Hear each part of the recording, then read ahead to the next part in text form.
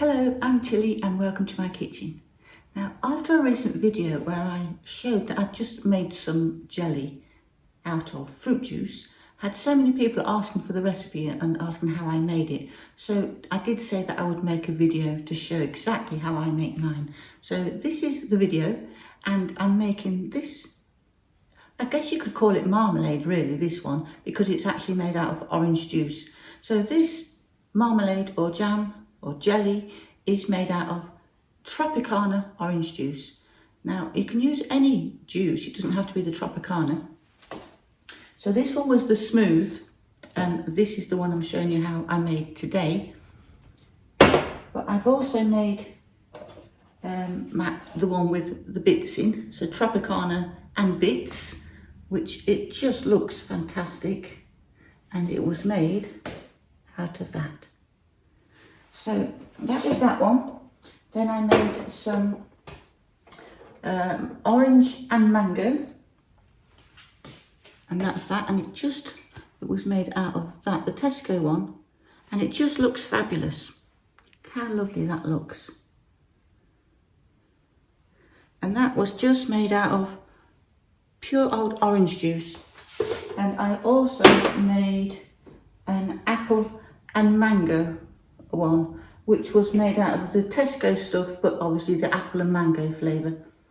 And then it looks quite a lot darker on that one. Let me turn them around so you can see a bit. Don't they look lovely? So that's what I'm making today. So I'll get straight on and show you exactly how I made it. It is so easy to make, really, really easy. So I will show you how I make mine. So I've got my big jam pan. I've got my orange juice, my Tropicana. This is smooth, the last one had bits in it, but this one is smooth. And something to remember with the Tropicana now is it's 900 mils. It's not a litre anymore, it's 900 mils. So I have 2 containers of that, of my Tropicana, and I just dump those into the pan.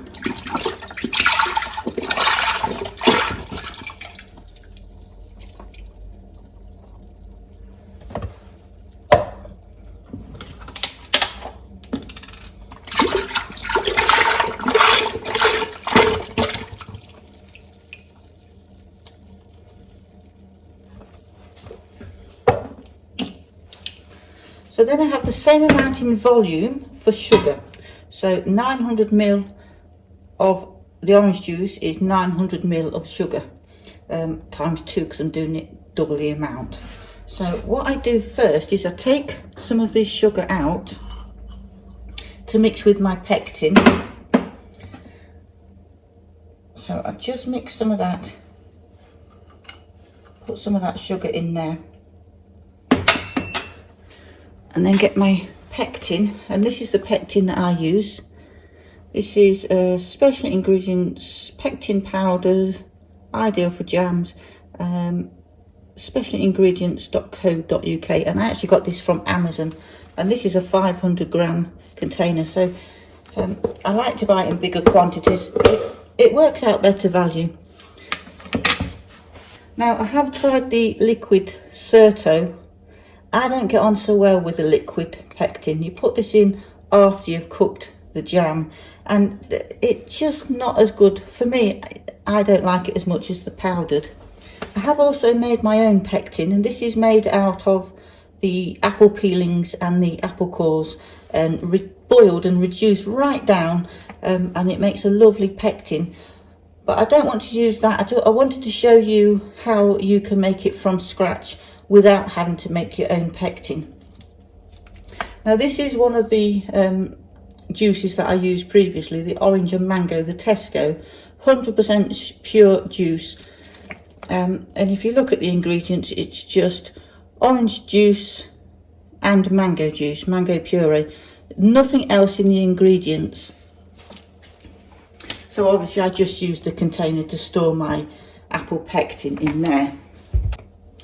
So the ingredients on this Tropicana is just 100% pure pressed fruit. If you look at the ingredients, there's no added sugar. The ingredients are pure. Ingredients are orange juice, not from concentrate, and there's nothing else in those ingredients, and that's what we're looking for. We don't want any added sugars because we want to add our own. We want to know how much sugar is in there so we can get it right. So for my pectin, I use a tablespoon, and I just do a good rounded tablespoon like that, and put that in with the pectin. I put that in with the sugar. So we can get that orange juice switched on, and I turn it on to full power.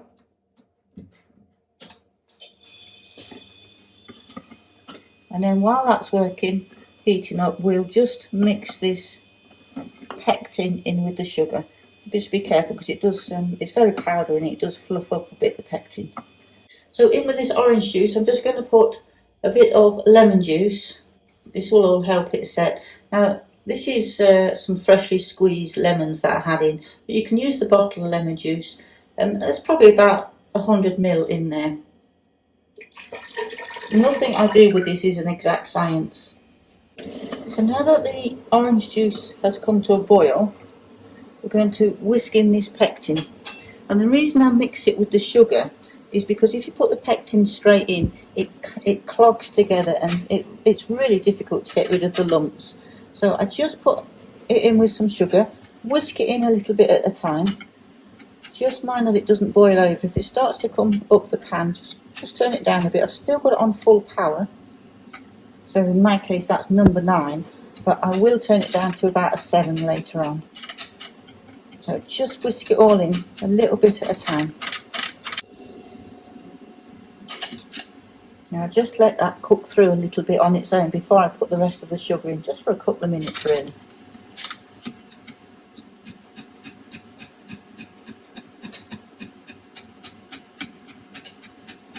Just don't want any of that pectin causing lumps.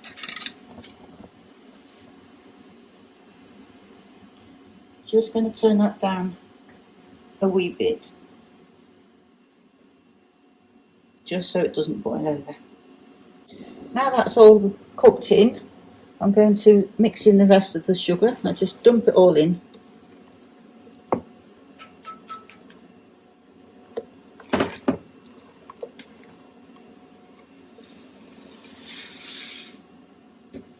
The unfortunate thing about making these jams and jellies is it's an awful lot of sugar. So it's not something you can be eating all the time because of the sugar content, but it is nice to have as a treat.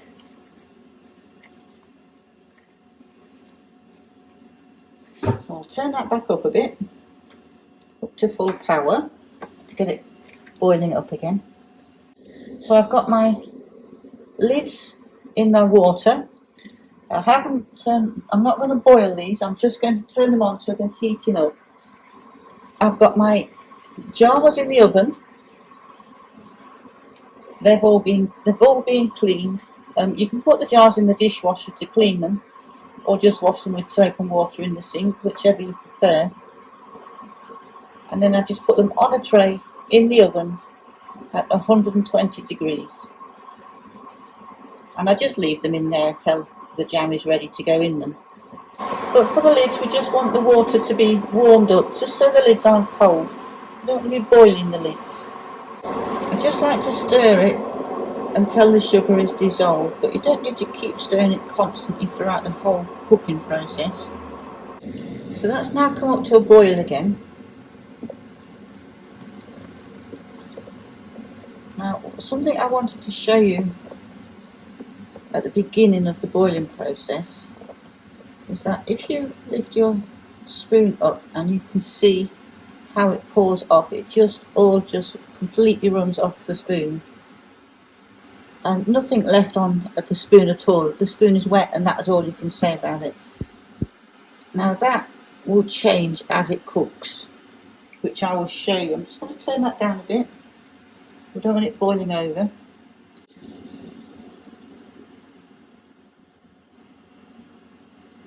But we don't want to take it off the boil. We still want it to have that rolling boil. So what I mean by a rolling boil is when you stir it, it just keeps boiling, it keeps bubbling around it. You're not stirring the bubbles out.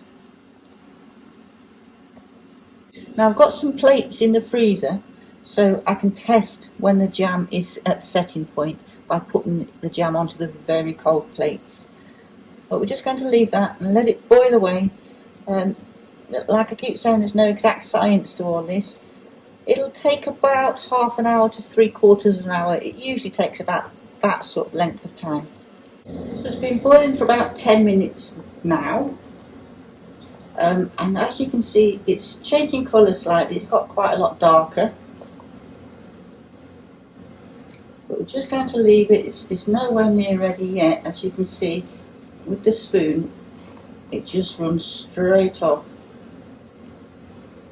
and leaves no residue on the spoon at all. So we're just stirring it every now and again, just to make sure that all's well and it's not sticking on the bottom or anything. So I just come in every few minutes and give it a stir. Other than that, I just leave it alone.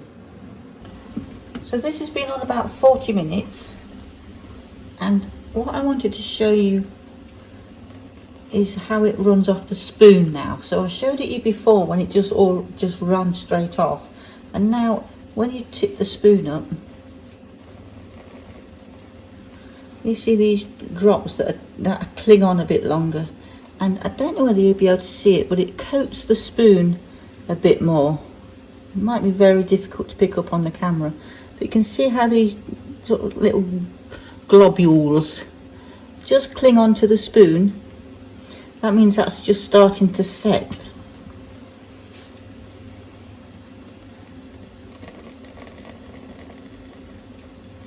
So instead of these last little bits just running straight off,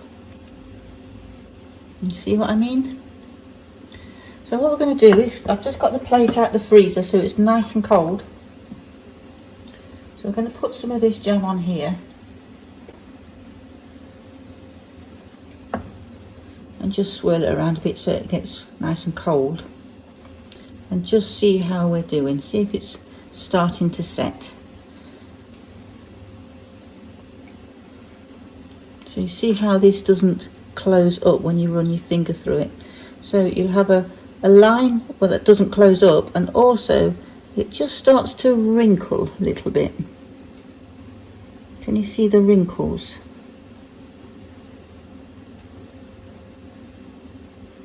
So we're just about there. So I've switched that off. And what I'm going to do now is get some of this froth, the scum, off the top. So all the bubbly bits. I'll just get my little ladle and scoop that just off the top.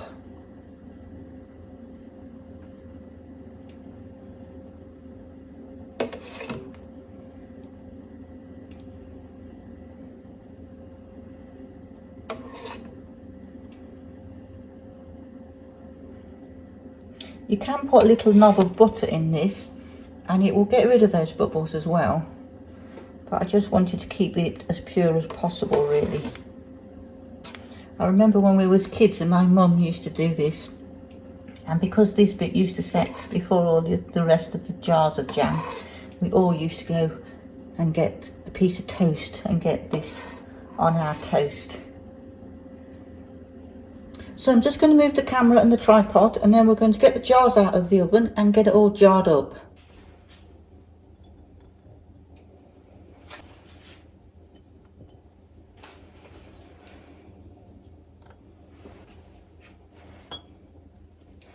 So we'll get our funnel in and just start ladling the jam in.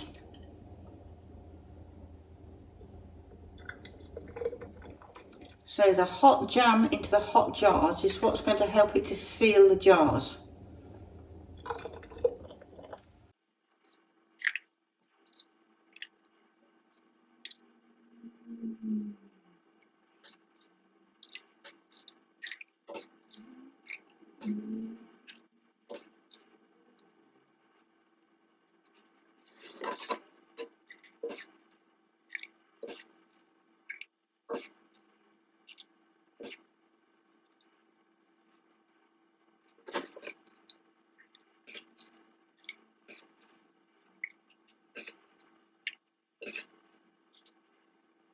So just need to give the rims of these jars a wipe to make sure there's no jam or any residue of any sort on them.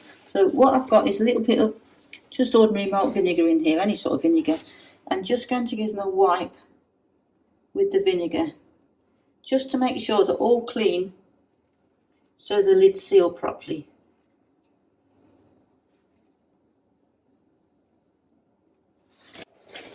And then see if I can find the right lids for the right jars, because these are all pre-used jars.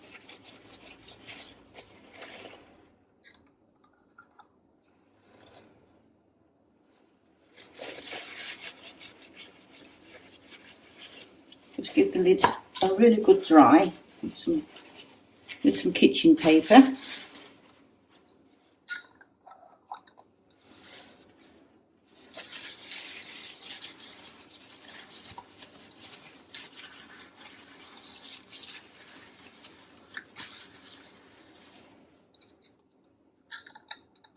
That one doesn't fit on either of those.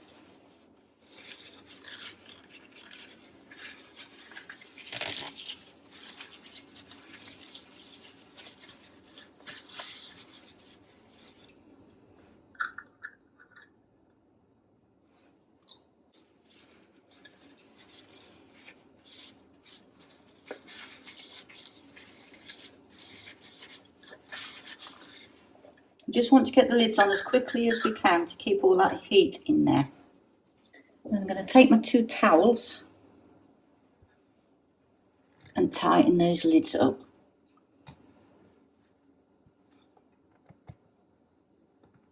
As tight as I can. And then I'm going to flip it over and put it on there.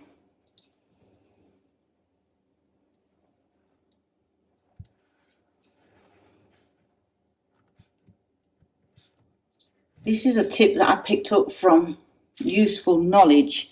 Is on YouTube, and this is what he did with his. He turned them upside down. My mum never used to do this, and I think the idea is to help it to seal properly. So I haven't had any knot seal.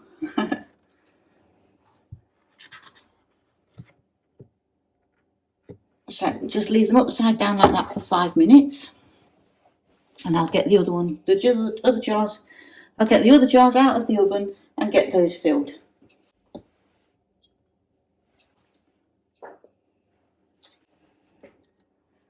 Now there won't be enough jam to fill all 3 of these jars, but I just thought I'd get them out just to make sure that I've got enough.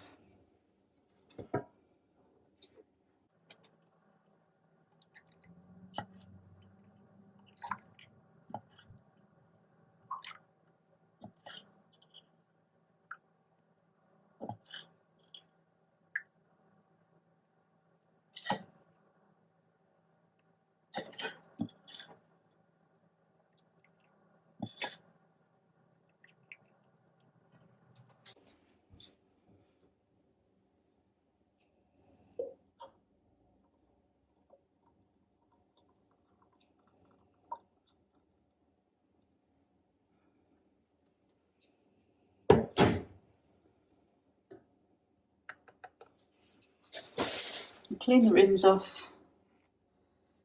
Still going to do this one even though it's not full. This will be the one we use first. Just put that one to the back out of the way. Get the lids dried off.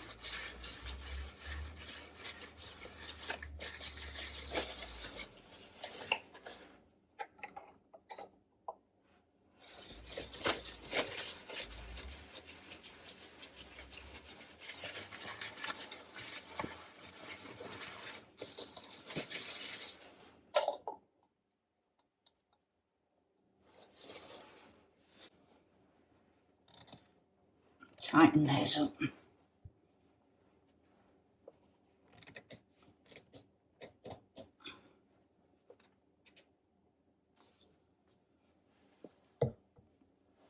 Flip that one over. I'm not going to bother doing this one because we're going to use this and it's not a full one, so it's probably not going to seal properly anyway.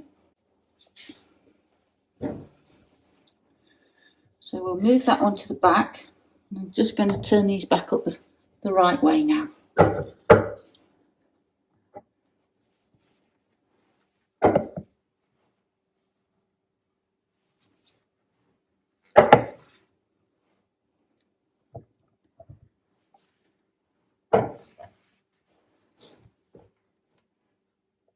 give that one 5 minutes and then we'll turn that one up the right way. So we'll flip that one over now.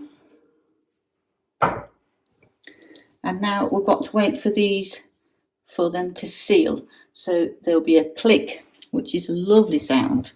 And can you see how this is raised up here, this button here? So if I show you on one of the other jars, you can see it's popped in. This is one of the ones I made a few days ago. So that button is raised up and that button is popped in. So all these buttons, the tops of these will all pop and seal like that, so it'll be vacuum packed tight. So this is how they turned out, and they look absolutely fabulous. So I'm really pleased with that. That's another batch done, and that was with the smooth Tropicana. So look how wonderful that looks on a slice of toast. Absolutely beautiful, and it tastes gorgeous. So I do hope that was helpful for you. I hope you make your own, because it is so simple to do, and hopefully I'll see you in the next video. Bye for now.